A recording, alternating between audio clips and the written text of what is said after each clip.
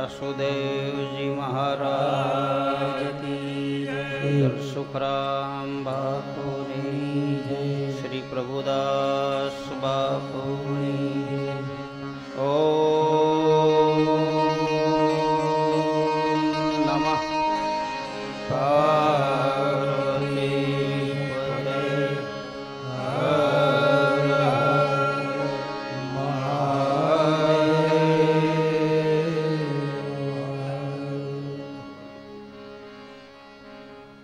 ભગવાન દ્વારકાધીશ રામદેવજી મહારાજની કથામાં ગઈકાલે મંગળાચરણ કરી સંતોના ચરણારવિંદમાં પ્રણામ કરી આજની કથા ત્રીજા પાયાની કથા કાલે જોઈ. દ્રૌપદી 5 પાંડવોએ પાટ માંડી અને ભરોસાથી 9 કરોડ જીવ તર્યા. પહેલા યુગમાં 5 કરોડ તર્યા, પછી 7 કરોડ, પછી 9 કરોડ. સંતો એનો જુદો જુદો અર્થ કરે છે. 5 કરોડ એટલે પંચભૌતિક શરીર, એની અંદર રહેલી ચેતનાને જે કોઈ જાણી જાય એને નિજાર પંથી કહે છે. 7 કરોડ એટલે 7 ભૂમિકા થાય છે. આધ્યાત્મિક માર્ગ ઉપર 7 ભૂમિકા આવે છે, એટલે 7 કરોડ બતાવે. 9 કરોડ એટલે 9 ભક્તિ ગણાય છે. હાથીને દોરીને લાવ્યા તો અહંકારને માર્યો. પછી ગરુડજી કોટવાળ તરીકે રહ્યા તો વેગ મળ્યો. પછી હનુમાનજી મહારાજ ત્રીજા યુગમાં કોટવાળ તરીકે રહ્યા. પૂજ્ય સવારામ બાપાની એક કડી એ કાળ ભૈરવને આ ગરુડ ચોકીએ. પછી ગણપત જેના ભંડારી કાળ ભૈરવને ગરુડ ચોકીએ. પછી ગુણપત જેના ભંડારી હુકમ આપવા અનમો પધારે. પછી આ ચારે કરે છે કોટવાલી ગચ ગોરાને અલખને નિમલિયા જેણે નીજારી જોડે સજોડે જે નર જાયા. પછી મન મેવાસીને મારી ગત ગોરાને અલગ. કાળ ભૈરવ ગરુડ ચોકીએ, ગણપત જેના ભંડારી. સંતો અને મહાપુરુષો કોટવાલનો અર્થ કરે છે ધ્યાન રાખનાર પાત્ર. ગત ગંગાનું કોઈ ધ્યાન રાખનાર હોય તો એ છે કોટવાળ. વાયક લઈને જાય, ગત ગંગા કંઈક આડાવળી થાય તો ગુરુને કહે છે કે આનું ધ્યાન રાખજો.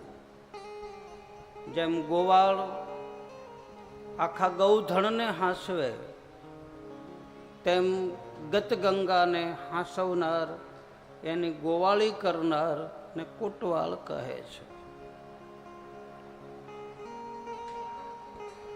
ચોથા યુગનો પાયો, આ પાટનો ચોથો પાયો શરણાગતિ છે અથવા તપ છે.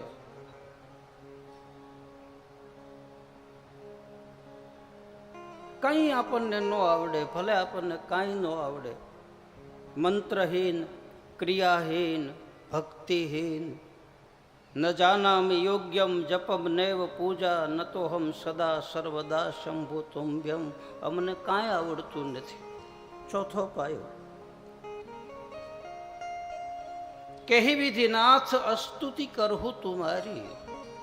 મને નથી મંત્ર આવડતો, નથી સ્તુતિ આવડતી, નથી તારું કોઈ પદ આવડતું. કેવળ ને કેવળ તારા ચરણના દાસ છે.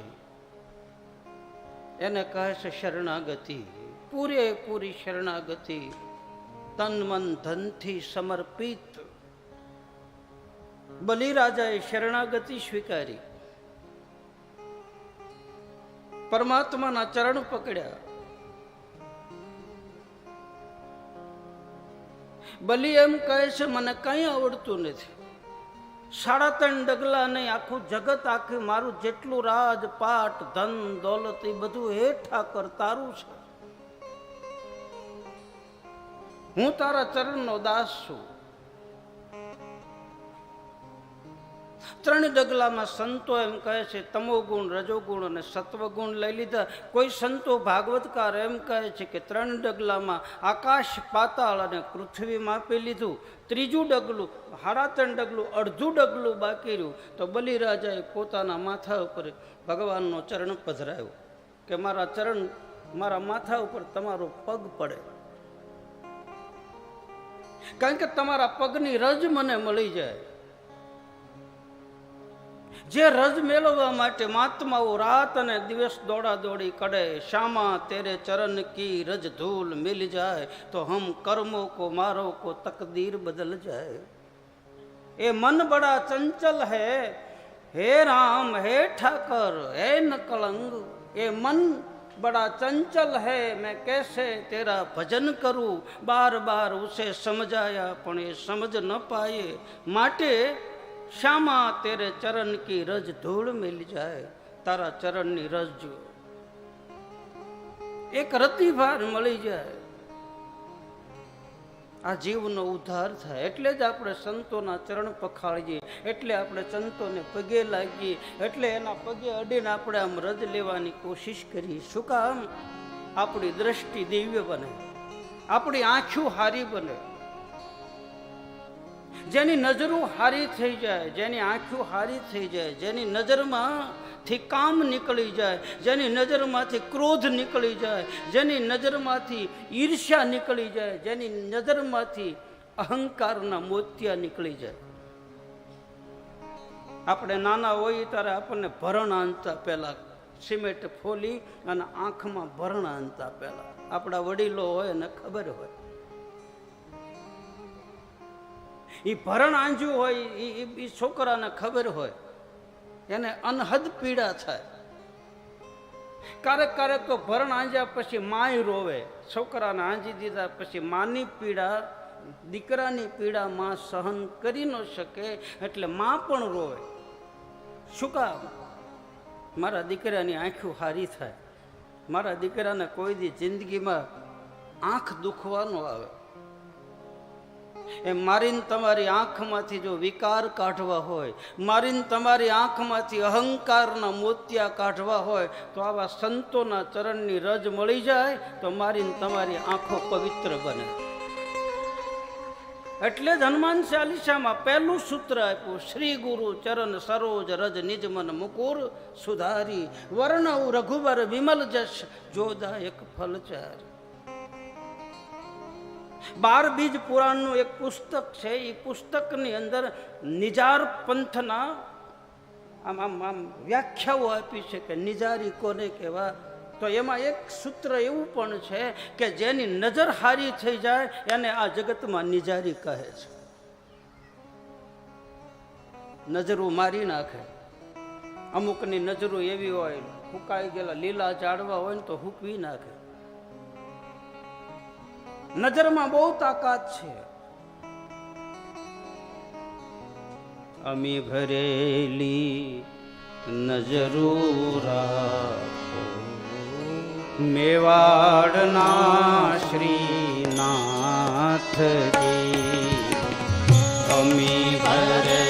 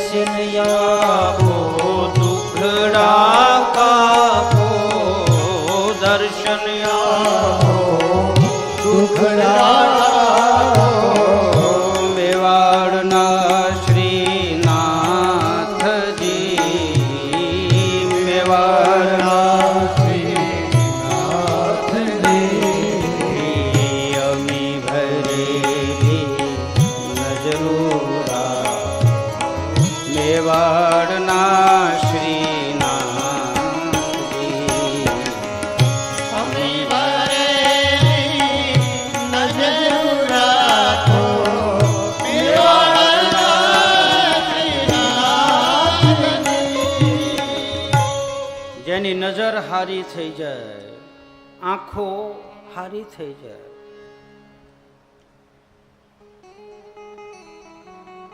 મેં પહેલા કહ્યું છે કે સંત મહાપુરુષની નજરમાં આવી જાય ને તો આપણું ઈંડું સેવાઈ જાય, નજરથી સેવી નાખે. આ બધા મહાપુરુષોની નજરોમાં આવી ગયેલા છે.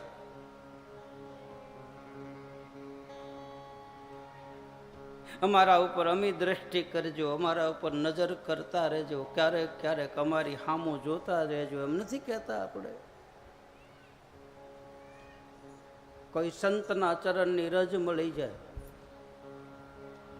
કોઈ જાગ્રત પુરુષની રજ મળી જાય, એ રજથી મારો ને તમારો ઉદ્ધાર થાય છે. આ સંતો મહાત્માઓ કપાળ આખામાં તિલક કરે છે, એ છે શું? ગોપીચંદન છે. ગોપીચંદન છે શું? ધૂળ છે, એ રજ છે. એટલે આખા કપાળમાં લગાડે કે આમાં કાંઈક રામની રજ મળી જાય, આમાં રામદેવજી મહારાજની રજ મળી જાય, આમાં સદગુરુની રજ મળી જાય, આમાં કોઈ જાગ્રત પુરુષની રજ મળી જાય, અને અહીંયા અડાડે તો આપણી બુદ્ધિ સાત્વિક બને અને આપણું જ્ઞાનરૂપી નેત્ર ખુલે. એટલે આખું કપાળ ભરીએ છે. તિલક કરવું જરૂરી છે, કારણ કે અહીંયા બુદ્ધિનો વાસ છે. પછી ભલે નાનું તિલક કરો, મોટું તિલક કરો, બાકી તિલક કરવું જરૂરી છે. કોઈ મળી જાય રજ મેળવવા હાટું થઈને તો માથાકૂટ છે આ બધી. રાત ને દી દોડા દોડી કરે, અહીંથી મળી જાય, અહીંથી મળી જાય, અહીંથી મળી જાય. દોડા દોડી કરીને ઝટ પગે અડી જાય, ઝટ પગે અડી જાય, ઝટ પગે અડી જાય. કારણ કે સંત અને મહાપુરુષના ચરણની અંદર કંઈક છે, એના પદની અંદર કંઈક છે.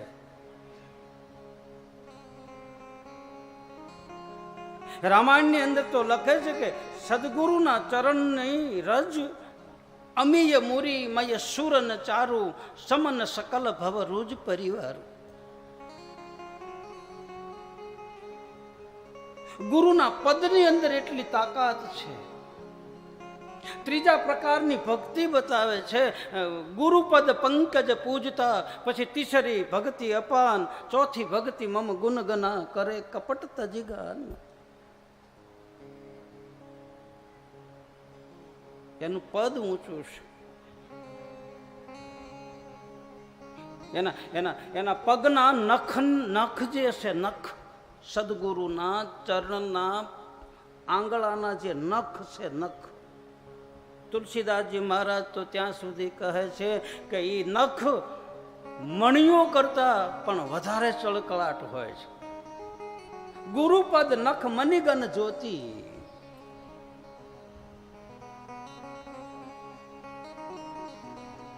બંધવ ગુરુપદ પદુમ પરાગા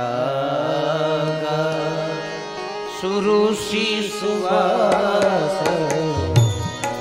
અનુરાગા બંધવ ગુરુ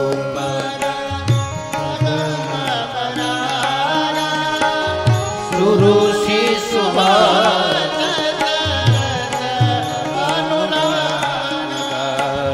બંધવ ગુરુ પદ પદુમ પરાગા સુરુષિ સુવાસ સરસ અનુરાગા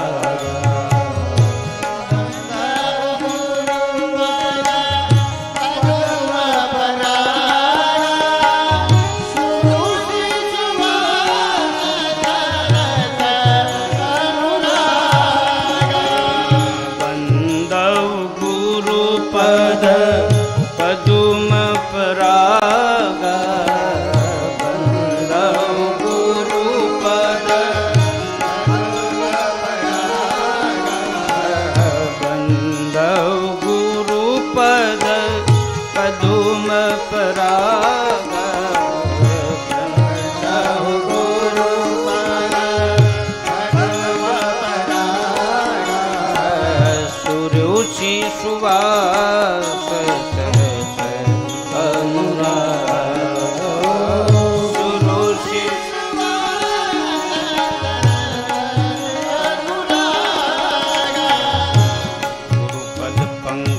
પૂજતા તીસરી ભક્તિ અપાર ગુરુપદ પંકજ પૂજતા ગુરુપદ પંકજ પૂજતા એ ગુરુપદ પંકજ પૂજતા ગુરુપદ પંકજ પૂજતા તીસરી ભક્તિ અપાર ચોથી ભક્તિ મમ ગુણ ગના કરે કપટ બંધવ ગુરુ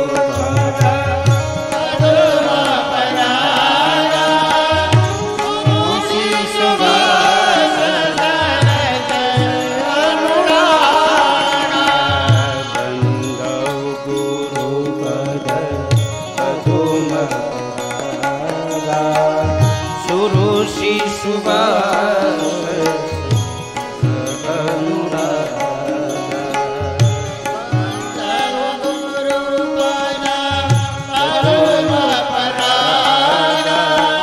સુરુષિ સુવાસ